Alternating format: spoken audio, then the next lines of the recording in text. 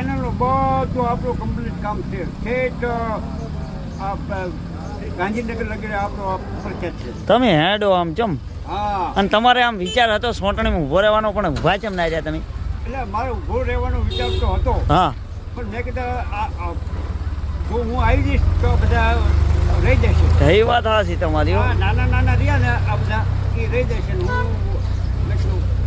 એ વાત હાચી. અને તમે કાયદા કાનૂન બધું જાણો જબર. હા, કાયદા કાનૂન તો શું મારી પાસે તો કાયદા કાનૂન તો દિલ્હીને ગાજીપતિ લગીને આવું. એમ હા, તો જય માતાજી. બાપુના પેલા રજવાડું હતું ને, રજવાડાની વાત કરાવડાવું તો રજવાડાની વાત બાપુ કેવી હતી? તમારા રાજમાં પેલું કેવું હતું? રજવાડાની વાત કરશો નહીં.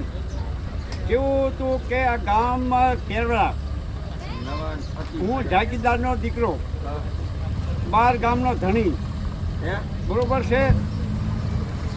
અને અમારા ઘરે જેલ હતી. તમારા ઘરે ગામની અંદર, તેરવડાના ગામની અંદર જેલ હતી. જેલ હતી.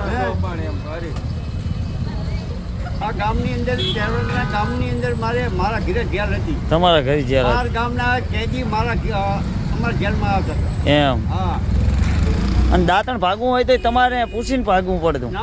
ના, કોઈને પૂછીને કે આ દાંતણ કાપવું હોય તો અમને ઘરે પૂછવું પડે, નકર દાંતણ કાપતા નહીં. એવું. હા, તો જય માતાજી મિત્રો, આવા હતા રજવાડા બાપુ એના. અને આ વિડીયો વધારેમાં વધારે શેર કરી દો તો અમારે ડોલર આવે. શું કહેવું?